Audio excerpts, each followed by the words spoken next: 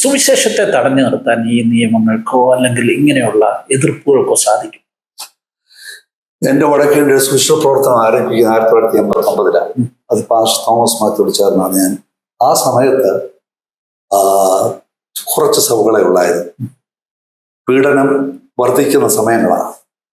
എന്നാൽ താൻ ഓരോ പീഡനത്തെയും വളരെ ജോലിയോടെയാണ് നേരിട്ടതും. മാത്രമല്ല, എല്ലാ പ്രതിസന്ധിയും വളരെ സുഗമമായിട്ട് താൻ അതിജീവിക്കുകയും അതിൻ്റെ നടുവിൽ ബൈബിൾ സ്കൂൾ വെറും 9 സ്കൂളിലായിരുന്നു 150 ഉയർത്തി ചർച്ച് പ്ലാന്റിംഗ് മൂവ്മെന്റ് ആയിട്ട് മാറ്റി നോർത്ത് ഇന്ത്യയിൽ കർത്താവിന്റെ വേല വളരെ വിശാലതയിലേക്ക് നവാപൂർ കൺവെൻഷനൊക്കെ കൊണ്ടുവന്ന് അതിന്റെ പ്രാരംഭ ദിവസങ്ങളൊക്കെ അറിയാം. ഇതിന്റെ നടുവിലാണ് ഇത് വളർന്ന് പന്തലിച്ച് ഒരു മഹാപ്രസ്ഥാനമായിട്ട് മാറിയത്. ഇത് മാത്രമല്ല, ഇതുപോലെ 100 കണക്കിന് സ്റ്റോറികൾ പറയാനുണ്ട്. അപ്പോൾ കഴിഞ്ഞ 100 വർഷത്തെ ചരിത്രം എടുത്താൽ കഴിഞ്ഞ 10 വർഷം എന്ന് പറഞ്ഞ സുവിശേഷത്തിന്റെ നല്ല കാലം, സുവർണ കാലഘട്ടം. അപ്പോൾ തന്നെയാണ് ഈ പെർസിക്യൂഷൻ ഏറ്റവും വർദ്ധിച്ചത്. ആ പെർസിക്യൂഷൻ വർദ്ധിച്ച അതിന്റെ ഒരു റെസ്പോൺസാണ്. ദൈവത്തിന്റെ വചനം അതിശക്തിയോടെ മുന്നേറുമ്പോൾ പത്രോസിനെ ജയിലിൽ പിടിച്ചിടാം, ചിലപ്പോൾ യാക്കോബ് വാളുകൊണ്ട് കൊല്ലപ്പെടാം. സുവിശേഷത്തിന്റെ യാത്ര സുഖമായിട്ടുള്ള യാത്രയല്ല.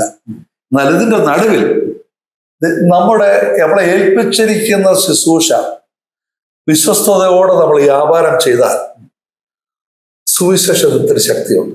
അത് ദൈവത്തിന്റെ ശക്തിയാണ്. വിശ്വസിക്കുന്ന ഏവരെയും രൂപാന്തരപ്പെടുത്തുന്നതാണ് സുവിശേഷത്തിന്റെ ശക്തി. അപ്പോൾ ഈ സുവിശേഷത്തിന്റെ പവർ, പൊട്ടൻഷ്യൽ അതിൻ്റെതായിട്ട് നിലയിൽ മാനിഫെസ്റ്റ് ചെയ്യപ്പെട്ടാൽ അതിനെ പിടിച്ചു നിർത്താൻ പറ്റത്തില്ല. ഇപ്പോൾ ഡാമിൽ നിന്ന് വെള്ളം തുറന്നു വിട്ടാൽ ഡാമിന്റെ ചീപ്പൂരി കഴിഞ്ഞാൽ വെള്ളം എവിടെയൊക്കെ പോകുന്നു ആർക്കും പറയാൻ പറ്റത്തില്ല. ഈ ഡാമിലെ വെള്ളം ഒരു വീട്ടിൽ കയറിയാൽ ആരും കംപ്ലൈന്റ് ചെയ്യാൻ പറ്റത്തില്ല, ഒരു പോലീസ് സ്റ്റോപ്പ് ചെയ്യാൻ പറ്റത്തില്ല. യാതൊരു നിലയിലും വെള്ളപ്പൊക്കം വന്നാൽ എതിരായിട്ട് മതിൽ കെട്ടി ആരും ഇങ്ങോട്ട് വരരുതെന്ന് പറഞ്ഞ് എതിർത്ത് നിൽക്കത്തില്ല. കാരണം ഈ പ്രതിഭാസം എന്ന് പറയുന്നത് വെൽ അക്സെപ്റ്റഡ് ആണ്. ഇതുപോലെ തന്നെ ദൈവസ്നേഹത്തിന്റെ പരിശുദ്ധാത്മാവിന്റെ ശക്തിയോടുള്ള ഇടപെടൽ, മാനിഫെസ്റ്റേഷൻ എവിടെ വെളിപ്പെടുന്നോ അവിടെ സുവിശേഷത്തിന്റെ അഡ്വാൻസ്മെന്റ് നടന്നുകൊണ്ടിരിക്കും. പ്രതികൂലം കാണും. അതിന്റെ നടുവിൽ ദൈവത്തിന്റെ വഴി ദൈവം അതിശക്തമായി തുറക്കും. വെള്ളപ്പൊക്കത്തിന് പോകാൻ വേണ്ടി ആരും വഴി വെട്ടിക്കൊടുക്കണ്ട. ഇതുപോലെ തന്നെ സുവിശേഷത്തിന് പോകാൻ വേണ്ടി ആരും വഴി വെട്ടിക്കൊടുക്കണ്ട. അത് അതിൻ്റെതായിട്ടുള്ള പാതയിൽ പോകും. ഒരു നിയമത്തിന് വഴി കണ്ടെത്തും. അത് ചെല്ലേണ്ട സ്ഥാനത്തൊക്കെ ചെല്ലും, ചെയ്യേണ്ടതൊക്കെ ചെയ്യും. That is what I believe in terms of gospel. പ്രതികൂലവും എല്ലാം കാണും. അതിന്റെ നടുവിൽ ദൈവത്തിന്റെ പ്രവൃത്തി വെളിപ്പെട്ടുകൊണ്ടിരിക്കും. ഹല്ലേലൂയയിലേക്ക് എല്ലാവർക്കും ഒരിക്കൽ കൂടെ സ്വാഗതം. ഇന്ന് നമ്മോടൊപ്പം അതിഥിയായി BI സാമുവേൽ ഉണ്ട്. അദ്ദേഹം ഇപ്പോൾ ഹൂസ്റ്റണിലെ അസംബ്ലീസ് ഓഫ് ഗോഡ് എബനേസർ സഭയുടെ ശുശ്രൂഷകൻ. എന്നാൽ അദ്ദേഹത്തിന് പ്രത്യേകതയുള്ളത് ഗുജറാത്തിൽ അഹമ്മദാബാദ് കേന്ദ്രമാക്കി 35 വർഷത്തോളം മിഷൻ പ്രവർത്തനങ്ങളിൽ അദ്ദേഹം സജീവമായിരുന്നു, സഭാ ശുശ്രൂഷകനുമായിരുന്നു. അപ്പം ഇന്ത്യൻ മിഷനുമായി ബന്ധപ്പെട്ട് സമീപകാലത്തുണ്ടായിരിക്കുന്ന മാറ്റങ്ങളെക്കുറിച്ചും പുതിയ ഡെവലപ്മെന്റ്സിനെ കുറിച്ചും കൃത്യമായി പറയുവാൻ കഴിവുള്ള, അതിൽ നന്നായി പഠനം നടത്തിയിട്ടുള്ള ഒരു വ്യക്തി എന്നുള്ള നിലയിൽ നമുക്ക് സ്വാഗതം ചെയ്യാം പാസ്റ്റർ BI സാമുവേലിനെ. 35 വർഷം ഗുജറാത്തിൽ താമസിച്ചു. ഗുജറാത്തിന്റെ സാഹചര്യങ്ങളെല്ലാം നന്നായിട്ട് അറിയാവുന്ന ഒരാൾ. ഗുജറാത്തിന്റെ സദേൺ പാർട്ടിൽ ക്രിസ്ത്യാനികൾ ധാരാളമുണ്ട്, പ്രത്യേകിച്ച് ആദിവാസി ക്രൈസ്തവർ. 1960 മുതൽ ക്രിസ്ത്യാനികളുണ്ട്. അതേസമയം തന്നെ ഗുജറാത്തിന്റെ മറ്റ് ഭാഗങ്ങളിൽ ആ നിലയിൽ ക്രിസ്ത്യാനികളുടെ ഒരു അംഗസംഖ്യയിൽ വർധനം ഉണ്ടായിട്ടില്ല, കാര്യമായിട്ടുള്ള വളർച്ച ഉണ്ടായിട്ടില്ല. എന്താണ് ഈ ഗുജറാത്തിൽ സംഭവിച്ചത്? ഗുജറാത്ത് എന്ന് പറയുന്നത് ഭാരതത്തിന്റെ ഏറ്റവും പ്രധാനപ്പെട്ട ഒരു സ്റ്റേറ്റാണ്. പരിശുദ്ധാത്മാവിന്റെ വലിയ ഉണർവ് 20-ാം നൂറ്റാണ്ടിൽ ആരംഭിച്ചപ്പോൾ പ്രാരംഭമായി ഈ ഉണർവ് ആരംഭിച്ചത് സിയാൽകോട്ടിലാണ്. സിയാൽകോട്ട് ആക്ച്വലി പാകിസ്ഥാനിലാണ്. അവിടെ നിന്ന് ആരംഭിച്ച ജോൺ ഹൈഡ് ഉണർവാണ് ഗുജറാത്തിൽ വന്നത്. അവിടെ നിന്നാണ് ഉണർവ് മുക്തിമിഷനിലേക്ക് പോകുന്നത്. ഇവിടെ എല്ലാം അലയൻസ് ചർച്ചുമായിട്ടുള്ള ബന്ധത്തിലാണ് കിടക്കുന്നത്, കണക്റ്റഡ് ആണ്. ഇവിടെ എല്ലാം കോമൺ ഫാക്ടർ എന്ന് പറയുന്നത് ചിൽഡ്രൻസ് ഹോമാണ്. ഈ 3 സ്ഥലത്തും നടന്ന, അതായത് ദോൽക്ക റിവൈവൽ, അതുപോലെ തന്നെ മുക്തി മിഷൻ റിവൈവൽ, അതിന്റെ മെയിൻ ഹബ് എന്ന് പറയുന്നത് ചിൽഡ്രൻസ് ഹോം ആയിരുന്നു. ചിൽഡ്രൻസ് ഹോമിൽ നടന്ന പ്രയർ മീറ്റിംഗ് ആണ് the turn into revival. Children's home എന്ന് പറയുമ്പോൾ കുറച്ചും കൂടെ വിശദമായിട്ട് പറഞ്ഞ വെറും ഒരു അനാഥാലയം എന്നുള്ളതല്ലല്ലോ. 1901 മുതൽ 1905 വരെയുള്ള കാലയളവിൽ പശ്ചിമ ഭാരതത്തിൽ പ്രധാനമായിട്ട് കോളറ ഔട്ട്ബസ്റ്റ് ഉണ്ടായി. അതിന്റെ ഫലമായിട്ട് AB സിംസൺ, അലയൻസ് ചർച്ചിന്റെ ഫൗണ്ടർ പ്രസിഡന്റ് AB സിംസൺ ഒരു ടീമിനെ ഇന്ത്യയിലേക്ക് അയച്ചു. അവർ അക്കോലയിലാണ് കടന്നു വന്നത്. അക്കോലയിൽ നിന്ന് അവർ ഗുജറാത്തിൽ കടന്നു വന്നപ്പോൾ ഇതിന്റെ ക്ലൈമാക്സിൽ കോളറ ഔട്ട്ബസ്റ്റ് നടക്കുകയാണ്. ആ സമയത്താണ് അവര് ഒരു ഒട്ടകത്തിന്റെ പുറത്ത് 2 മിഷണറിമാരും 2 ട്രാൻസ്ലേറ്ററുമായിട്ട് അവിടെ നിന്ന് അവർ സൗരാഷ്ട്രയിൽ പോകുകയാണ്. ഏകദേശം 45 കിലോമീറ്ററോളം ഇവർ യാത്ര ചെയ്ത് കഴിഞ്ഞപ്പോൾ അവർക്ക് മുമ്പോട്ട് പോകാൻ കഴിയാതെ വണ്ണം ഓരോ വില്ലേജിലും 100 കണക്കിന് മാതാപിതാക്കൾ മരിച്ചു കിടക്കുകയാണ്. കുഞ്ഞുങ്ങൾ മരിച്ച മാതാക്കളെ സഖ്യതൊണ്ടിരിക്കുകയാണ് ബാൽ. ഇത് കണ്ടിട്ട് അവർ ഹൃദയത്തിൽ വേദനയുള്ളവരായി ഇവർക്ക് വേണ്ടി എന്തെങ്കിലും ചെയ്യണമെന്ന് വെച്ചാൽ ചില കാളവണ്ടികൾ സംഘടിപ്പിച്ച് ഈ കുഞ്ഞുങ്ങളെ എല്ലാവരെയും കൂടെ ദോൽക്കയിൽ കൊണ്ടുവന്ന് അവിടെ ഒരു ഹോസ്റ്റൽ, ഒരു നീഡ് കണ്ടതിന് ശേഷം ആ നീഡിനോട് പ്രതികരിക്കുകയായിരുന്നു അവർ ചെയ്തത്. അങ്ങനെ ആ ചിൽഡ്രൻസ് ഹോം 1000-ഓളമായി അവരെ ഒരു പഠിപ്പിക്കുകയും അവിടെയാണ് ആദ്യമായിട്ട് പരിശുദ്ധാത്മാവിന്റെ വലിയ റിവൈവൽ നടന്നത്. ഇതിനെക്കുറിച്ച് ഡീറ്റെയിൽഡ് ആയിട്ട് എഡ്വിൻ ഓറിന്റെ പുസ്തകത്തിൽ വിവരിച്ചിട്ടുണ്ട്. ഇവർ നിന്നാണ് മിഷണറിമാർ വീണ്ടും പൂനെയിൽ പോകുന്നത്. മുക്തി മിഷൻ കടന്നു ചെല്ലുന്നു. അവിടെ ലണ്ട് ഡേയ്സിൽ, അതായത് ഈ നോയമ്പ് ദിനത്തിൽ 40 ദിവസത്തെ ഈ, അതായത് ഫ്രം ഈസ്റ്റർ ടു പെന്റിക്കോസ്റ്റ്, അതുപോലെ തന്നെ നോയമ്പിന് 40 ദിവസം, അതായത് 2 സമയത്ത് പ്രാർത്ഥനയ്ക്ക് വേണ്ടിയും ദൈവത്തോട് അടുക്കുവാനുള്ള സമയമാണെന്നുള്ള നിലയിൽ ഈ കുഞ്ഞുങ്ങളെ പഠിപ്പിക്കുകയും അവർ രാവിലെയും വൈകിട്ടും പ്രാർത്ഥന ആരംഭിച്ചു. ഈ പ്രാർത്ഥനയിലാണ് പരിശുദ്ധാത്മാവിന്റെ വ്യാപാരം ഉണ്ടായത്. ഇവൾ വളർന്നു വന്നപ്പോൾ ആമ്പിള്ളാരെ പെമ്പിള്ളമാരെ കല്യാണം കഴിപ്പിച്ചിട്ട് 10 ഏക്കർ വെച്ച് ഓരോ ഗ്രാമങ്ങളിൽ അവരെ താമസിപ്പിച്ച് ഖേരിപൂർ, ശാന്തിപൂർ, മുക്തിപൂർ, വലേസ്പൂർ എന്ന ഓരോ പേര് കൊടുത്ത് ക്രിസ്ത്യൻ ഗ്രാമങ്ങളായിട്ട് വരികയും ഇതാണ് പിന്നീട് ക്രിസ്ത്യൻ കോളനികളായിട്ട് മാറിയത്. ഇത് പറഞ്ഞു വന്നപ്പോൾ നമ്മൾ നേരത്തെ ചോദിച്ച ചോദ്യമായിട്ട് ബന്ധമില്ലെങ്കിലും ഈ പരിശുദ്ധാത്മാവിന്റെ അവരോഹണം 20-ാം നൂറ്റാണ്ടിൽ ഉണ്ടാവുമ്പോൾ സത്യത്തിൽ അമേരിക്കയിലെ ഈ അസൂസ സ്ട്രീറ്റ് ഉണർവിന്റെ അതേ കാലഘട്ടത്തിൽ എനിക്ക് തോന്നുന്നു അതിനെക്കാട്ടിൽ അല്പം മുൻപല്ല ഇന്ത്യയിൽ ഇത് പ്രത്യക്ഷപ്പെട്ടു. 1882 മുതൽ പരിശുദ്ധാത്മാവിന്റെ ചലനം ഇന്ത്യയിൽ ആരംഭിച്ചു. അതിന്റെ ഫലമായിട്ടാണ് അതേസമയം തന്നെ ഒരു ഹയർ ലെവലിലേക്ക് കടന്നു വന്നത്. പണ്ഡിത രമാഭായിൽ ഇൻസ്റ്റിറ്റ്യൂട്ടിൽ താമസിച്ച മിനി ഏബ്രാം എന്ന ഒരു സഹോദരി, ആ സഹോദരിയാണ് അവിടെ പരിശുദ്ധാത്മ പ്രവർത്തനത്തിന് നേതൃത്വം കൊടുത്തത്. ആ സഹോദരി ഇവിടെ നിന്ന് അറിയുന്നത് അസൂസ സ്ട്രീറ്റിൽ റിവൈവൽ ഉണ്ടത്. അവർ ഇവിടുന്ന് അവിടെ പോവുകയും അവിടെ നിന്നാണ് വീണ്ടും വലിയ ആത്മനിറവോടുകൂടി 6 പേരുമായിട്ട് ഇന്നത്തെ അയോധ്യയിൽ ഫൈസാബാദിൽ 1907 അവിടെ കടന്നു വന്നത്. അസംബ്ലീസ് ഓഫ് ഗോഡിന്റെ പ്രവർത്തനം അതിൽ കൂടെ മുമ്പോട്ട് പോകുന്നത് ഇടയായി. ഈ പെന്തക്കോസ്ത് മുന്നേറ്റത്തിന്റെ സമീപകാല ചരിത്രത്തിൽ അല്ലെങ്കിൽ ഈ നവയുഗ പെന്തക്കോസ്തിന്റെ ചരിത്രത്തിൽ വളരെ സിഗ്നിഫിക്കന്റ് ആയിട്ടുള്ള ഒരു റോള് ഇന്ത്യയിലെ ഈ ഉണർവുകൾക്കുണ്ട്. പക്ഷെ ചരിത്രം അതങ്ങനെ കാര്യമായിട്ട് ഈ പെന്തക്കോസ്ത് ഉണർവിനെ കുറിച്ച് പറയുന്നവരാരും അല്ലെ ചരിത്രത്തിൽ അങ്ങനെ കൃത്യമായിട്ട് ഇതിനൊരു വലിയ പ്രാധാന്യത്തോടെ പറയപ്പെടുന്നില്ല എന്ന് എനിക്ക് തോന്നുന്നു. ഇതിനകത്ത് 2-3 ഫാക്ടേഴ്സ് ഉണ്ട്. ഈ ചരിത്രമൊക്കെ എഴുതി തുടങ്ങിയത് ഉണർവിന് ശേഷം, അനേക വർഷങ്ങൾക്ക് ശേഷമാണ്. അന്ന് നടന്ന ഉണർവിന്റെ ഇമ്പാക്റ്റോ ഇൻഫ്ലുവൻസോ അതിന്റെ ട്രാൻസ്ഫോർമേഷൻ പാറ്റേണോ നമ്മൾ ആൾക്കാർ ആ സമയത്ത് പഠിക്കുവാൻ ഇൻട്രസ്റ്റ് എടുത്തില്ല. ഏകദേശം 50 വർഷത്തിന് ശേഷമാണ് ഇത് ട്രേസ് ചെയ്യുകയും അവർ റെക്കോർഡ് ട്രേസ് ചെയ്തിട്ടാണ് ഇത് ഡെവലപ്പ് ചെയ്തത്. എന്നാൽ അസൂസ സ്ട്രീറ്റിന്റെ ഉണർവിന്റെ ഏറ്റവും വലിയ പ്രത്യേകത എന്ന് പറഞ്ഞാൽ, ഞാൻ ശുശ്രൂഷിക്കുന്ന വില്യം സെയ്മോർ പോയ ആ പട്ടണത്തിലാണ്.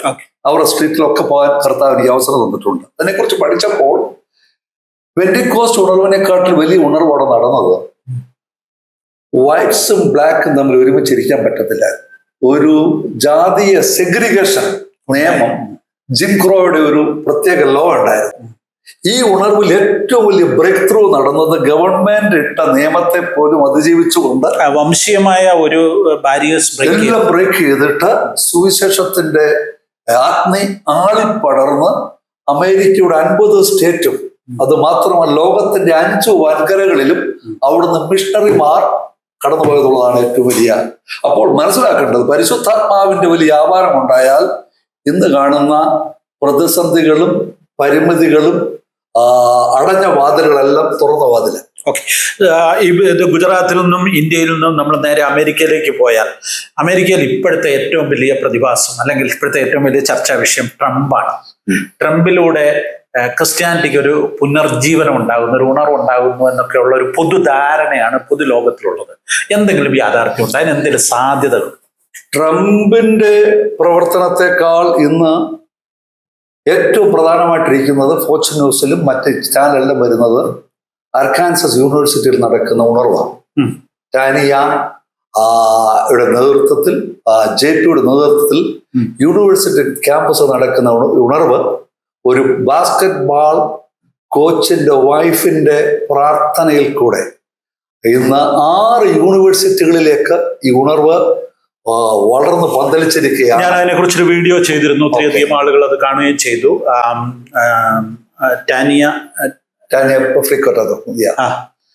എനിവേ, വലിയ ഉണർവ് യൂണിവേഴ്സിറ്റികളിലുണ്ടാകും. അതിന്റെ തുടർച്ചകളും ഉണ്ടാകുന്നുണ്ടെന്ന് മറ്റ് യൂണിവേഴ്സിറ്റികളിലേക്കൊക്കെ അത് പടരുന്ന പോലെ ഒരു ഏറ്റവും പുതിയ പ്യൂ റിസർച്ച് കണക്കുകളിൽ അമേരിക്കയിൽ ക്രിസ്ത്യാനിറ്റിയിലേക്കുള്ള അംഗങ്ങളുടെ ഒഴുക്ക് വർദ്ധിച്ചു വരുന്നു.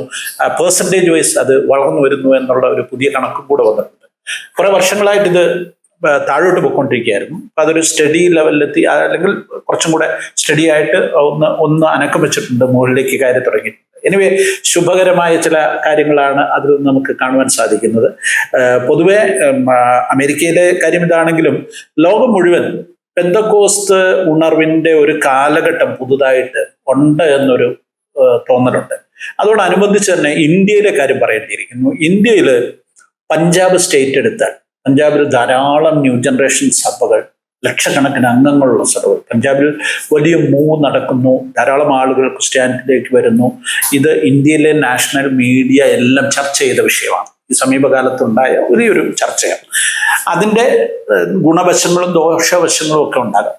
അതുപോലെ തന്നെ ഇന്ത്യയിലെ പല സ്റ്റേറ്റുകളിലും പെന്തക്കോസ്ത് സഭ അല്ലെങ്കിൽ ക്രിസ്ത്യാനിറ്റി വളർച്ച പ്രാപിക്കുന്നു, ധാരാളം ആളുകൾ ഇതിലേക്ക് വരുന്നു എന്നുള്ള പുതിയ ഒരു കണക്കും സോഷ്യൽ മീഡിയ അത് ചർച്ച ചെയ്യുന്നു, നാഷണൽ മീഡിയ ചർച്ച ചെയ്യുന്നു. ഇന്ത്യ ടുഡേ ഈ പഞ്ചാബിന്റെ സ്റ്റോറിയൊക്കെ വളരെ ഡീറ്റെയിൽഡ് ആയിട്ട് ചർച്ച ചെയ്തിട്ടുണ്ട്. ഇങ്ങനെ ഒരു പുതിയ ഉണർവിന്റെ, പെന്തക്കോസ്റ്റിലേക്ക് ധാരാളം ആളുകൾ വരുന്നു, ക്രിസ്ത്യാനിറ്റിയിലേക്ക് കൂടുതൽ ആളുകൾ വരുന്നു, ഇന്ത്യയിൽ ഒരു നല്ല പെർസെൻറ്റേജ് ആളുകൾ ക്രിസ്തീയ വിശ്വാസത്തെ സ്വീകരിക്കുന്നു എന്നൊക്കെയുള്ള വാർത്തകൾ ഇങ്ങനെ പല മേഖലകളിൽ നിന്ന് വരുന്നു. അപ്പോൾ തന്നെ അതികഠിനമായ പെർസിക്യൂഷൻ ഇന്ത്യയിൽ യാഥാർത്ഥ്യമാണ്. ഈ രണ്ട് സാഹചര്യങ്ങളെ വെച്ചുകൊണ്ട് എന്താ സാർ മനസ്സിലാക്കുന്നത്? പ്രത്യേകിച്ച് ഗുജറാത്തിൽ 35 വർഷങ്ങൾ പാർത്ത് മിഷനുമായിട്ട് ബന്ധപ്പെട്ട് പ്രവർത്തിച്ച ഒരാളെന്നുള്ള നിലയിൽ ഇപ്പോഴത്തെ ഇന്ത്യയുടെ സാഹചര്യങ്ങൾ വെച്ച് എന്താണ് സാഹചര്യങ്ങളെ കുറിച്ച് സാർ മനസ്സിലാക്കിയത്? ഞാൻ മനസ്സിലാക്കുന്ന ആക്ട്സിന്റെ 28 ചാപ്റ്റർ അനുസരിച്ചാണ് ഞാൻ ഇതിനെ അനലൈസ് ചെയ്യുന്നത്. ഓക്കെ, ആക്ട്സിന്റെ 28 ചാപ്റ്റർ പഠിക്കുമ്പോൾ ആദ്യത്തെ 8 ചാപ്റ്റർ എന്ന് പറയുന്നത് ജെറുസലേമിൽ, അടുത്ത 12 വരെയുള്ള ചാപ്റ്റർ എന്ന് പറഞ്ഞാൽ അടുത്തുള്ള യഹൂദിയ, ശമരിയ, കൈസരിയ, അന്ത്യോക്യ വരെയൊക്കെ എത്തി.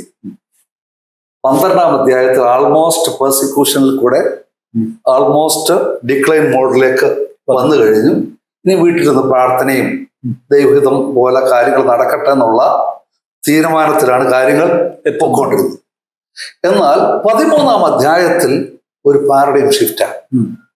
അപ്പോസ്റ്റോലിക് ടീമിന്റെ എല്ലാ കണക്കൂട്ടലും തെറ്റിച്ചുകൊണ്ട് അന്ത്യോക്യയിൽ, യെരുശലേമിലല്ല, അന്ത്യോക്യയിൽ ഒരു ജെന്റൈൽ ചർച്ചിൽ ഉണ്ടായ ഒരു റിവൈവലാണ് ക്രിസ്ത്യാനിറ്റിയെ ഗ്ലോബൽ ചർച്ചായിട്ട് മാറ്റിയത്. ആ ഗ്ലോബൽ ഫസ്റ്റ് 3 മിഷണറി ജേർണി ആ ഒരു ചർച്ചും പ്ലാൻ ചെയ്തതല്ല. പരിശുദ്ധാത്മാവിന്റെ പ്രത്യേക ഇനിഷ്യേഷനിൽ ദൈവിക നിയോഗത്തിലും ദൈവിക കാഴ്ചപ്പാടിലും ഒരു സഭയിലെ ചെറുപ്പക്കാരായ ചിലർ വേർതിരിയപ്പെട്ടപ്പോൾ ഉണ്ടായ പ്രതിഭാസമാണ് ആക്ട്സ് ചാപ്റ്റർ 13-28.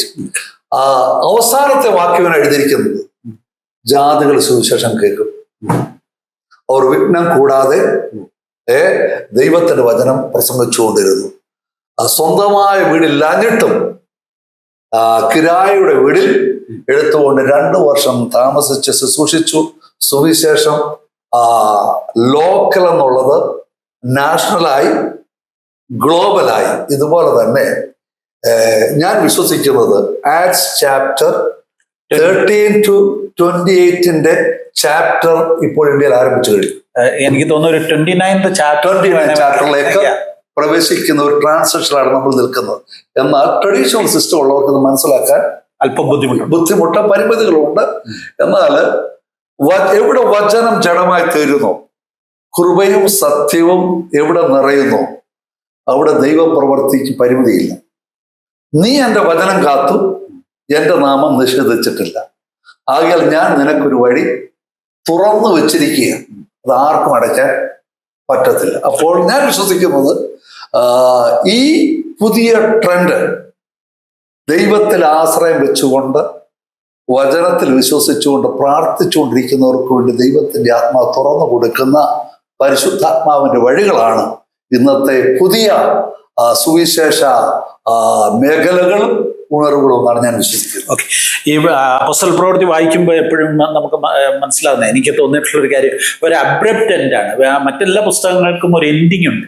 പക്ഷെ ഈ 28-ാം അധ്യായം അത് അവസാനിപ്പിക്കുമ്പോൾ അതിനൊരു കൺക്ലൂഷൻ ഇല്ലാതെയാണ് അത്. കാരണം ആ പ്രവർത്തികൾ പിന്നെയും എന്ത് ചെയ്യുകയാണ്, ലോകത്തിൽ തുടരുകയാണ്.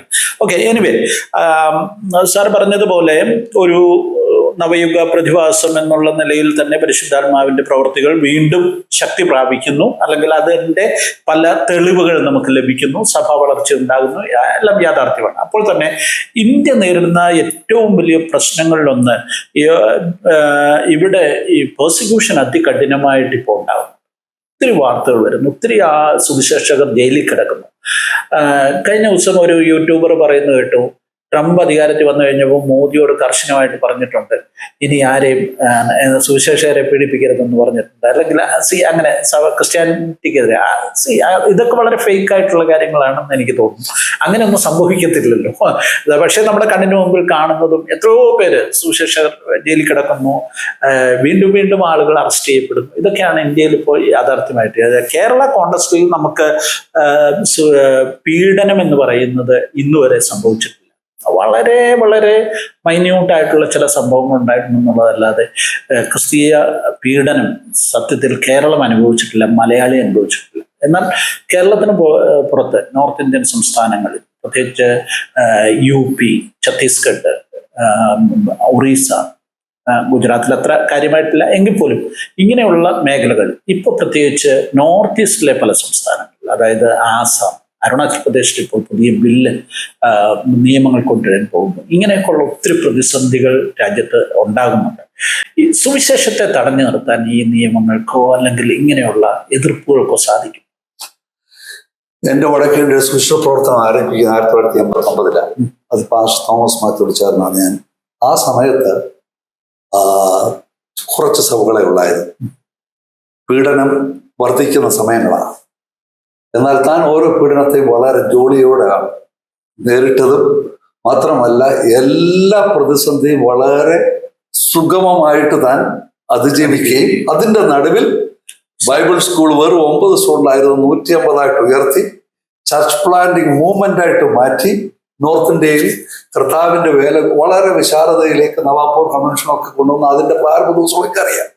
ഇതിന്റെ നടുവിലാണ് ഇത് വളർന്ന് വളർന്ന് പന്തലിച്ച് ഒരു മഹാപ്രസ്ഥാനമായിട്ട് മാറിയത്. ഇത് മാത്രമല്ല, ഇതുപോലെ 100 കണക്കിന് സ്റ്റോറികൾ പറയാനുണ്ട്. അപ്പോൾ കഴിഞ്ഞ 100 വർഷത്തെ ചരിത്രം എടുത്താൽ കഴിഞ്ഞ 10 വർഷം എന്ന് പറഞ്ഞ സുവിശേഷത്തിന്റെ നല്ല കാലം, സുവർണ കാലഘട്ടം. അപ്പോൾ തന്നെയാണ് ഈ പെർസിക്യൂഷൻ ഏറ്റവും വർദ്ധിച്ചത്. ആ പെർസിക്യൂഷൻ വർദ്ധിച്ച് അതിന്റെ ഒരു റെസ്പോൺസാണ്. ദൈവത്തിന്റെ വചനം അതിശക്തിയോടെ മുന്നേറുമ്പോൾ പത്രോസിനെ ജയിലിൽ പിടിച്ചിടാം, ചിലപ്പോൾ യാക്കോബ് വാളുകൊണ്ട് കൊല്ലപ്പെടാം. സുവിശേഷത്തിന്റെ യാത്ര സുഖമായിട്ടുള്ള യാത്രയല്ല. എന്നാൽ ഇതിന്റെ നടുവിൽ നമ്മളെ ഏൽപ്പിച്ചിരിക്കുന്ന ശുശ്രൂഷ വിശ്വസ്തയോടെ നമ്മൾ വ്യാപാരം ചെയ്താൽ സുവിശേഷത്തിന് ശക്തിയുണ്ട്. അത് ദൈവത്തിന്റെ ശക്തിയാണ്. വിശ്വസിക്കുന്ന ഏവരെയും രൂപാന്തരപ്പെടുത്തുന്നതാണ് സുവിശേഷത്തിന്റെ ശക്തി. അപ്പോൾ ഈ സുവിശേഷത്തിന്റെ പവർ, പൊട്ടൻഷ്യൽ അതിൻ്റെതായിട്ട് നിലയിൽ മാനിഫെസ്റ്റ് ചെയ്യപ്പെട്ടാൽ അതിനെ പിടിച്ചു നിർത്താൻ പറ്റത്തില്ല. ഇപ്പോൾ ഡാമിൽ നിന്ന് വെള്ളം തുറന്നു വിട്ടാൽ ഡാമിന്റെ ചീപ്പ് ഊരിക്കഴിഞ്ഞാൽ വെള്ളം എവിടെയൊക്കെ പോകുമെന്ന് ആർക്കും പറയാൻ പറ്റത്തില്ല. ഈ ഡാമിലെ വെള്ളം ഒരു വീട്ടിൽ കയറിയാൽ ആരും കംപ്ലൈന്റ് ചെയ്യാൻ പറ്റത്തില്ല, ഒരു പോലീസ് സ്റ്റോപ്പ് ചെയ്യാൻ പറ്റത്തില്ല. യാതൊരു നിലയിലും വെള്ളപ്പൊക്കം വന്നാൽ എതിരായിട്ട് മതിൽ കെട്ടി ആരും ഇങ്ങോട്ട് വരരുതെന്ന് പറഞ്ഞ് എതിർത്ത് നിൽക്കത്തില്ല. കാരണം ഈ പ്രതിഭാസം എന്ന് പറയുന്നത് വെൽ അക്സെപ്റ്റഡ് ആണ്. ഇതുപോലെ തന്നെ ദൈവസ്നേഹത്തിന്റെ പരിശുദ്ധാത്മാവിന്റെ ശക്തിയോടുള്ള ഇടപെടൽ, മാനിഫെസ്റ്റേഷൻ എവിടെ വെളിപ്പെടുന്നോ അവിടെ സുവിശേഷത്തിന്റെ അഡ്വാൻസ്മെന്റ് നടന്നുകൊണ്ടിരിക്കും. പ്രതികൂലം കാണും. അതിന്റെ നടുവിൽ ദൈവത്തിന്റെ വഴി ദൈവം അതിശക്തമായി തുറക്കും. വെള്ളപ്പൊക്കത്തിന് പോകാൻ വേണ്ടി ആരും വഴി വെട്ടിക്കൊടുക്കണ്ട. ഇതുപോലെ തന്നെ സുവിശേഷത്തിന് പോകാൻ വേണ്ടി ആരും വഴി വെട്ടിക്കൊടുക്കണ്ട. അത് അതിൻ്റെതായിട്ടുള്ള പാതയിൽ പോകും. ഒരു നിയമത്തിന് വഴി കണ്ടെത്തും. അത് ചെല്ലേണ്ട സ്ഥാനത്തൊക്കെ ചെല്ലും, ചെയ്യേണ്ടതൊക്കെ ചെയ്യും. That is what I believe in terms of gospel. പ്രതികൂലവും എല്ലാം കാണും. അതിന്റെ നടുവിൽ ദൈവത്തിന്റെ പ്രവൃത്തി വെളിപ്പെട്ടുകൊണ്ടിരിക്കും. സാറേ, എൻ്റെ ഒരു വലിയ കൺസേൺ അല്ലെങ്കിൽ ഒരു വേദന, ഇന്ത്യൻ സുവിശേഷീകരണത്തിന് മലയാളിക്കൊരു വലിയ റോളുണ്ടായിരുന്നു. ദൈവത്താൽ അങ്ങനെ തന്നെ തിരഞ്ഞെടുക്കപ്പെട്ട ഒരു സമൂഹമാണ് കേരളത്തിലെ ക്രൈസ്തവരെന്ന് ഞാൻ വിശ്വസിക്കുന്നു. 2000 വർഷത്തെ പാരമ്പര്യം നമുക്കുണ്ട്. ഇന്ത്യയുടെ സുവിശേഷീകരണത്തിൽ വളരെ നിർണായകമായ പങ്ക് വഹിച്ച ഒത്തിരി ലീഡേഴ്സ് നമുക്കുണ്ട്. പക്ഷെ കഴിഞ്ഞ 10 വർഷം എന്ന് പറയുന്നത് ഇന്ത്യൻ മിഷനിൽ നിന്ന് മലയാളി പതുക്കെ പുറന്തള്ളപ്പെടുന്ന ഒരു കാഴ്ചയാണ് നമ്മൾ കാണുന്നത്. സൂക്ഷ്മമായി നിരീക്ഷിക്കേണ്ട, അല്ലാതെ തന്നെ നമുക്കറിയാം ഇന്ത്യൻ മിഷനിൽ മലയാളിക്ക് ഒരു മോഡിലോട്ട് പോവുകയാണ്. സാർ എന്താ അതിനെക്കുറിച്ച് മനസ്സിലാക്കിയിരിക്കുന്നത്? ഞാൻ മനസ്സിലാക്കുന്നത് നമ്മുടെ ഫണ്ടമെന്റൽ ട്രൂത്ത് സാൽവേഷന് തിയോളജിക്കൽ സബ്ജക്ട്സിനെക്കാട്ടി നമ്മൾ ഇന്ന് ഡിസ്കസ് ചെയ്യുന്നത് കൾച്ചറൽ സബ്ജക്ട്സ്. രക്ഷ നമുക്ക് ആർക്കും ഒരു പ്രശ്നമുള്ളതല്ല, എല്ലാവരും അക്സെപ്റ്റ് ചെയ്യുന്നതാണ്. എന്നാൽ എല്ലാവരും അക്സെപ്റ്റ് ചെയ്യുന്ന യൂണിവേഴ്സൽ ഗോസ്പൽ പ്രസംഗിക്കാനൊന്നും മലയാളിക്ക് കഴിയുന്നില്ല. Their focus is upon certain petty issues, differences and things.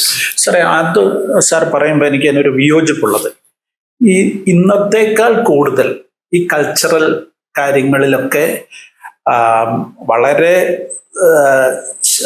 Strict ആയിട്ട് അത് പാലിക്കുകയും നടത്തുകയും ഒക്കെ ചെയ്തിരുന്ന ഒരു കാലഘട്ടത്തിലാണ് ഇവിടുന്ന് മിഷണറിമാർ എന്ത് ചെയ്തത്, നോർത്ത് ഇന്ത്യയിലേക്കും മറ്റു സ്റ്റേറ്റുകളിലേക്ക് പോയതും അവർ വിജയം വരിച്ചതും. ഇന്നിപ്പോൾ അത്രയും വലിയ ബാരിയേഴ്സ് ഒന്നും എന്ത് ചെയ്യുന്നില്ല, മലയാളിക്കില്ല. ഈ വിശ്വാസപരമായ ഉപദേശപരമായ വിഷയങ്ങളിൽ ഈ ചെറിയ ചെറിയ വിഷയങ്ങളുണ്ടെങ്കിലും അതിനൊന്നും വലിയ പ്രാധാന്യം തരും. ആഭരണമാണെങ്കിലും അല്ലെങ്കിൽ ഈ മറ്റു പല അതുപോലുള്ള വിഷയങ്ങളൊന്നും വലിയ പ്രാധാന്യം കൽപ്പിക്കാത്തൊരു കാലഘട്ടം.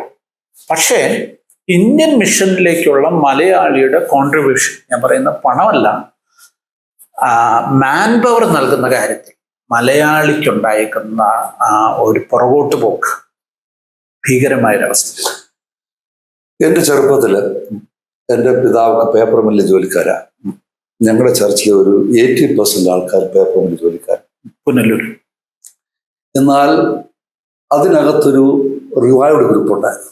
അവരുടെ മാതാക്കളെല്ലാവരും പിതാക്കളെല്ലാവരും ജോലി കഴിഞ്ഞ് ആഹാരം കഴിച്ചിട്ട് ഒരു 8 മണി തൊട്ട് ഒരു 11 മണി തൊട്ട് പ്രയർ. ആ പ്രയർ എന്ന് പറയുന്നത്, കർത്താവേ എൻ്റെ മകനെ നിന്റെ വേലക്കാരനാക്കി തീർക്കണം, ഭാരത സുവിശേഷകൻ ഒരു പങ്കാളിയാക്കി തീർക്കണം. ആ ഗ്രൂപ്പിൽ പ്രാർത്ഥിച്ച എല്ലാവരുടെയും മക്കൾ ആരും പറയാതെ അവർ ഉത്തരേന്ത്യയിൽ വലിയ അപ്പോസ്തലന്മാരും തോമസ് മാത്യു അതിനകത്ത് പെടുന്നു, CK ജോണിക്കുട്ടി അങ്ങനെ പോകുന്നു, അങ്ങനെ രാജുഭായ്, ഇതെല്ലാവരും ഈ പ്രാർത്ഥിച്ചവരുടെ മക്കളെല്ലാവരും മിഷണറിമാരായി നോർത്ത് ഇന്ത്യൻ വേലയിൽ പ്രവേശിച്ചു. എന്നാൽ ഇന്ന് അങ്ങനെ ഒരു പ്രാർത്ഥന ഉണ്ടോ എന്ന് എനിക്ക് സംശയമാണ്. ഇപ്പോൾ എങ്ങനെയെങ്കിലും നമ്മുടെ മക്കളെ പഠിപ്പിച്ചു ആ രാജ്യത്ത് എത്തിക്കുക എന്നുള്ളതാണ് ഇപ്പോഴത്തെ മുഴുവൻ focus. There is A paradigm shift. ആ കാലത്തേതും ഈ കാലത്തെ നമ്മൾ ചിന്തിക്കുമ്പോൾ വലിയൊരു പാരഡൈം ഷിഫ്റ്റിലേക്ക് നമ്മുടെ തലമുറ വന്നു ചേർന്നിരിക്കുക. അപ്പോൾ ക്രിസ്തു കേന്ദ്രിതമായി, ക്രിസ്റ്റോസെൻട്രിക്, ബിബ്ലിയോസെൻട്രിക് ആൻഡ് സ്പിരിറ്റ് സെൻറ്റേഡ് ആയിട്ട് ജനം വന്നാൽ അന്നത്തെ അതിനേക്കാൾ ശക്തമായിട്ടൊരു ടീം കൂടെ എഴുന്നേൽക്കും. എൻ്റെ പൂർണ്ണമായിട്ട് വിശ്വാസം കഴിഞ്ഞ 60s അല്ലെങ്കിൽ 40s നടന്ന ഉണർവിനെക്കാട്ടിൽ വലിയ ഉണർവ് ഇനി വരാൻ പോകും. ഈ ഉണർവിനകത്ത് മാതാപിതാക്കന്മാർക്കോ സംഘടനകൾക്കോ ഒതുക്കി നിർത്താൻ കഴിയാത്ത നിലയിൽ ഒരു തലമുറ ദർശനം പ്രാപിച്ച് വെളിവരും. They know when they know the truth will set them free. സത്യം അറിഞ്ഞാൽ, സത്യം, ഒരു ചെറുപ്പക്കാരൻ സത്യം അറിഞ്ഞാൽ അതിനുവേണ്ടി ഏത് വിലയും കൊടുത്ത് മുന്നേറും. എൻ്റെ ജീവിതവും അനേകരുടെ ജീവിതം അതിൻ്റെ എത്ര പരിമിതി ഉണ്ടെങ്കിലും നമ്മൾ പ്രാപിച്ച സത്യത്തിന് വേണ്ടി നമ്മൾ നിലകൊള്ളാൻ ബാധ്യസ്ഥരാണ്. ചില യാഥാർത്ഥ്യങ്ങൾ നമ്മുടെ മുൻപിൽ ചോദ്യചിഹ്നമായി നിൽക്കുന്നുണ്ട്. അതായത് നേരത്തെ മലയാളി ക്രൈസ്തവരുടെ കുടുംബങ്ങളിലൊക്കെ 5-6 മക്കളുണ്ടായിരുന്നു. അപ്പൊ അതിൽ നിന്ന് ഒരാൾ സുവിശേഷ വേലയ്ക്ക് പോകുന്നതിൽ ആർക്കും പരാതിയില്ലായിരുന്നു, അല്ലെ മാതാപിതാക്കൾ അതിനെ പ്രോത്സാഹിപ്പിച്ചിരുന്നു. എന്നാൽ നമ്മുടെ സാമൂഹ്യ സ്ഥിതിയിൽ വലിയ മാറ്റങ്ങളുണ്ടായി. അത് മലയാളി ക്രൈസ്തവരുടെ മാത്രമല്ല മറ്റ് സമുദായങ്ങൾക്കും അത് തന്നെ സംഭവിച്ചിട്ടുണ്ട്. അപ്പം നമ്മുടെ എല്ലാം കുടുംബങ്ങളിൽ 1-2 മക്കൾ എന്നുള്ള നിലയിലേക്ക് കാര്യങ്ങൾ വന്നു. അപ്പം ഈ 2 മക്കളിൽ ഒരാളെ സുവിശേഷ വേലയ്ക്ക് കൊടുക്കുക, മിഷന് വേണ്ടി വേർതിരിക്കുക എന്ന് പറയുന്നത് വളരെ ബുദ്ധിമുട്ടുള്ള ഒരു കാര്യമായിട്ട് എന്ത് ചെയ്തിരിക്കുന്നു, മാറിയിരിക്കുന്നു. ഈ നേരത്തെ സാർ പറഞ്ഞതുപോലെയുള്ള പ്രാർത്ഥനയുടെ കുറവ് സംഭവിച്ചിരിക്കുന്നു. മിഷൻ ഓറിയന്റഡ് അല്ല ജനങ്ങൾ. സുവിശേഷത്തിന് വേണ്ടി എന്തെങ്കിലും ചെയ്യുക എന്നുള്ളത്, അല്പം പണം കൊടുക്കുക എന്നുള്ള ഒരു ഉത്തരവാദിത്വം മാത്രമായി സഭാജനങ്ങളുടെ ഇത് മാറിയിരിക്കുന്നു. ഒരാളെ സുവിശേഷ വേലയ്ക്ക് വേണ്ടി വിടാൻ ഉള്ള ഒരു മനസ്സ് ആ നിലയിൽ ഇല്ലാതായിരിക്കുന്നു. നമ്മുടെ ബൈബിൾ കോളേജുകൾ കേരളത്തിൽ എനിക്ക് തോന്നുന്നത് 100 കണക്കിന് ബൈബിൾ കോളേജുകൾ വിദ്യാർത്ഥികളില്ലാതെ പൂട്ടിപ്പോയിട്ടുണ്ട്. 100 കണക്കിന് ചെറുതും വലുതുമായ സ്ഥാപനങ്ങൾ പൂട്ടിപ്പോയിട്ടുണ്ട്. ഇപ്പോൾ തന്നെ നടക്കുന്ന ബൈബിൾ കോളേജുകളൊന്നും മലയാളിയെയും കൊണ്ടല്ല നടക്കുന്നത്. ഈ ബൈബിൾ കോളേജുകളിലെല്ലാം വരുന്നത് നോർത്ത് ഈസ്റ്റ് അല്ലെങ്കിൽ നോർത്ത് ഇന്ത്യൻ സ്റ്റുഡൻസ് ആണ് ഇവിടെ വന്ന് ദൈവവചനം പഠിക്കുന്നത്. അപ്പം നമുക്ക് അങ്ങനെ ഒരു വലിയ ഇവിടെ മാൻ പവർ ഇല്ല എന്നുള്ളത്, സുവിശേഷത്തിന് വേണ്ടി നിൽക്കാൻ ഇവിടെ ആളില്ല എന്നുള്ള ഒരു വലിയ സാഹചര്യം ഉണ്ടായിരിക്കും. ഞാൻ മനസ്സിലാക്കിയെടുത്തോളം നമ്മൾ തലമുക്കി നോക്കണം. നോർത്ത് ഇന്ത്യയിൽ ഇന്ന് നടക്കുന്ന വലിയ റിവൈവൽ പഠിച്ചു നോക്കുക. അവിടെയൊക്കെ എക്സസ് യൂത്താണ്. ഏത് സംഘടന എടുത്തോണ്ട്, ഞാൻ കഴിഞ്ഞ ആഴ്ചയിൽ ഡൽഹിയിലായിരുന്നു, അതിന്റെ തലയാഴ്ച കൽക്കട്ടയിലായിരുന്നു. 200-ൽ പരം മീഡിയ എക്സ്പെർട്സ്, പ്രൊഫഷണൽസ് ഒരുമിച്ച് കർത്താവിന്റെ വേലയ്ക്ക് വേണ്ടി എന്തും ചെയ്യാൻ വേണ്ടി തയ്യാറായി. വലിയ ഫീസ് കൊടുത്ത് കടന്നു വന്നിരിക്കുക. 1000, 2000, 3000 രൂപ കൊടുത്ത് കോൺഫറൻസിന് കടന്നു വന്ന് പങ്കെടുത്ത് എങ്ങനെയെങ്കിലും കർത്താവിന്റെ വേലയിൽ പങ്കാളികളായി തീർന്നിരിക്കുക. അതുപോലെ കഴിഞ്ഞ ആഴ്ചയിൽ ഡൽഹിയിലായിരുന്നു. അവിടെ അതുപോലെ തന്നെ 1000കണക്കിന് ചെറുപ്പക്കാർ എന്തും കർത്താവിനോട് ചെയ്യാൻ വേണ്ടി അവരുടെ ജോലിയുള്ള ഫുൾ ടൈത്ത് കൊടുത്ത്, എക്സ്ട്രാ ഓഫറിങ് കൊടുത്ത് കർത്താവിന്റെ വേലയിൽ പങ്കാളികളായിക്കൊണ്ടിരിക്കുന്ന ദിവസങ്ങളാണ്. അപ്പോൾ കേരളത്തിൽ വന്നിരിക്കുന്ന ഒരു പ്രതിസന്ധി, ദാറ്റ്സ് എ ഫാക്ട്. അപ്പോൾ ലോകത്തിലെല്ലായിടത്തും 5-10 പിള്ളേരൊന്നുമില്ല. മിക്കവാറും എല്ലായിടത്തും 1-2 ഉള്ളൂ. എനിക്ക് ഒരു മോനേ ഉള്ളൂ. ഞാൻ കർത്താവിന് വേണ്ടി അവനെ പ്രതിഷ്ഠിച്ചു. കർത്താവിന്റെ വേലയിൽ നമ്മുടെ പ്രയോറിറ്റി എങ്ങനെ ഇരിക്കുന്നു അതനുസരിച്ചാണ് നമ്മുടെ മുമ്പോട്ടുള്ള കാര്യങ്ങളുടെ പോക്ക്. അപ്പോൾ ഈ ദിവസങ്ങൾ കടന്നു വന്നിരിക്കുന്ന ഏറ്റവും വലിയ പ്രയോറിറ്റി എന്ന് പറയുന്നത് ഒരു സോഷ്യോളജിക്കൽ ഷിഫ്റ്റാണ് നമ്മുടെ സൊസൈറ്റിയിൽ. എങ്ങനെയെങ്കിലും കുഞ്ഞുങ്ങളെ അക്ഷരദേശത്ത് എത്തിച്ച് ഭാവി ജീവിതം ശോഭനമാക്കണമെന്നുള്ളൊരു ചിന്തയിലേക്കുള്ള ട്രെൻഡ് ഉണ്ട്. ആ ട്രെൻഡ്, ഈ ഒഴുക്കിനകത്ത് നമ്മുടെ തലമുറയിൽ പെട്ടുവെന്നേ ഉള്ളൂ. പന്തക്കോസ്തിൽ മാത്രമല്ല, എല്ലാ ജാതീയ ക്രിസ്തീയ മണ്ഡലങ്ങളിലും ഈ ട്രെൻഡ് കാണുന്നത്. ഓക്കെ സാറ് എൻ്റെ ദീർഘകാലം ഈ മിഷനിൽ പ്രവർത്തിച്ച ഒരാളെന്നുള്ള നിലയിൽ ഭാവിയെക്കുറിച്ച് അല്ലെങ്കിൽ ലോകമെങ്ങും മിഷൻ കാര്യങ്ങളിൽ ഉണ്ടായിരിക്കുന്ന ഒരു ആവേശം പുതിയ തലമുറയിൽ ഉണ്ടായിരിക്കുന്ന ഇത് കാണുന്നുണ്ട്. പ്രത്യേകിച്ച് ഭാരതത്തെ സംബന്ധിച്ചിടത്തോളം അതെങ്ങനെ പുതിയ ഒരു നിലയിൽ മുന്നോട്ട് വരുമെന്നുള്ളത് പറയാം. ഞാൻ മനസ്സിലാക്കിയിടത്തോളം അടുത്ത 10 വർഷം സുവിശേഷത്തിന്റെ ഏറ്റവും പ്രധാനപ്പെട്ട കാലയളവായിരിക്കും. കൊയ്ത്ത് വളരെ ഉണ്ട്, സത്യം വേലക്കാരോ ചുരുക്കം എന്നൊരു കർത്താവ് പറഞ്ഞു, വേലക്കാരയക്കാൻ പ്രാർത്ഥിക്കണം. എന്നൊരു 10-ാം അധ്യായത്തിൽ കർത്താവ് തന്നെ ഈ 12 ശിഷ്യന്മാരെ വിളിച്ചിട്ട് അവർക്ക് ശക്തിയും അധികാരം കൊടുത്തിട്ട് അവരെ പറഞ്ഞിരിക്കുന്നത് അപ്പോസ്തലന്മാരായിട്ടാണ്.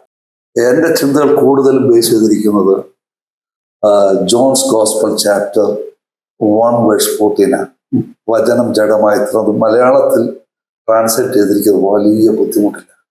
വചനം ജഡമായി എന്നൊക്കെ തീർന്നപ്പോൾ, എന്നാൽ logos should be transferred to rhema. നമ്മൾ വായിക്കുന്ന ദൈവത്തിൻ്റെ വചനം അത് ആക്റ്റീവായിട്ട് നമ്മുടെ ഹൃദയത്തിൽ, ആത്മാവിൽ, ശരീരത്തിൽ വെളിപ്പെട്ട് കഴിഞ്ഞാൽ അത് പിന്നെ പ്രസന്റ് ചെയ്യപ്പെടുന്നത് കൃപയോടുകൂടെയും സത്യത്തോടു കൂടെയാണ്. ആ കൃപയ്ക്കും സത്യത്തിനും ഏത് കൾച്ചറിനെയും ഏത് ലാംഗ്വേജിനെയും ഏത് പ്രതിസന്ധിയെ അതിജീവിപ്പാനും മാത്രമല്ല പെനിട്രേറ്റ് ചെയ്യാനും ശക്തിയുണ്ട്. That is what happening in north India. ഈ റിവൈവലൊക്കെ നടക്കുന്നത് വചനം ജഡമായി തീർന്ന് കൃപയും സത്യവും നിറഞ്ഞതായിട്ട് വെളിപ്പെട്ടുകൊണ്ടിരിക്കുകയാണ്. അപ്പോൾ നമുക്ക് ഈ തലമുറയിൽ സുവിശേഷത്തിന്റെ പുതിയ മാനത്തിലേക്ക് കടന്നു പോകണം, പുതിയ മെത്തഡോളജിയിലേക്ക് കടന്നു പോകണം. പൗലോസ് പറയുന്നത് അപ്പോസ്തല പ്രവൃത്തി റോമൻസ് 15:18 പറയുന്നത്, ഞാൻ എൻ്റെ സുവിശേഷ പ്രവർത്തനം വചനത്തിലൂടെയും പ്രവൃത്തിയിൽ കൂടെയും through signs, wonders and through the work of the holy spirit എന്നാണ്. എന്നിട്ട് പറയുക, from Jerusalem to Illyricum I have fully completed my mission. അപ്പോൾ ആ കാലത്തെക്കാട്ടി നല്ല കാലമാണ് നമ്മുടേത്. അത്രയും തടസ്സം നമുക്ക് ഇന്നില്ല. ആകയാൽ നാം ഒരുമിച്ച് ദർശനത്തോടെ അപ്പോസ്തോലികമായ പ്രവചനപരമായ ആ ദർശനത്തോടെ മുമ്പോട്ട് പോകുന്നുവെങ്കിൽ അന്ത്യകാലത്ത് സകല ജഡത്തിന്റെ മേലും എൻ്റെ ആത്മാവിനെ പകരും.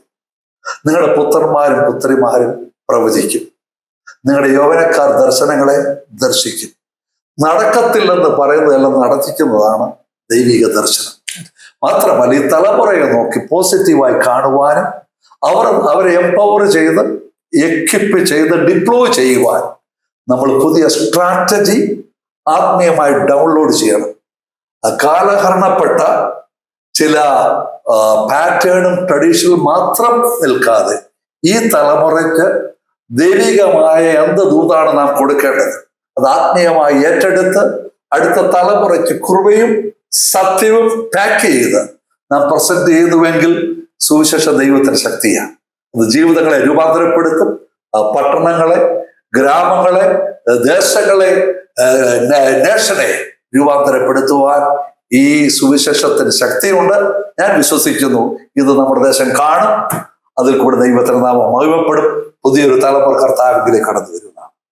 തീർച്ചയായിട്ടും ഒന്നിച്ച് അല്പസമയം ചെലവഴിക്കുവാൻ സാധിച്ചതിൽ അതിയായ സന്തോഷമുണ്ട്. Thank you. കർത്താവ് ധാരാളമായിട്ട് അനുഗ്രഹിക്കും.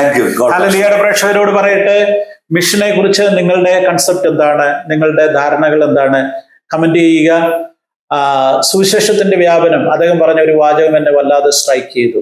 അത് പ്രളയജലം പോലാണ്, എവിടെയും ആർക്കും തടുത്തു നിർത്തുവാൻ സാധിക്കത്തില്ല. സുവിശേഷത്തിന്റെ വ്യാപനത്തെ തടുത്തു നിർത്തുവാൻ എല്ലാ കാലത്തും ലോകത്തിൽ പല ശക്തികളും പരിശ്രമിച്ചിട്ടുണ്ട്. പക്ഷെ അവരെല്ലാം പരാജയപ്പെട്ടതിന്റെ ചരിത്രമാണ് ലോകത്തിൽ നമ്മൾ കണ്ടത്.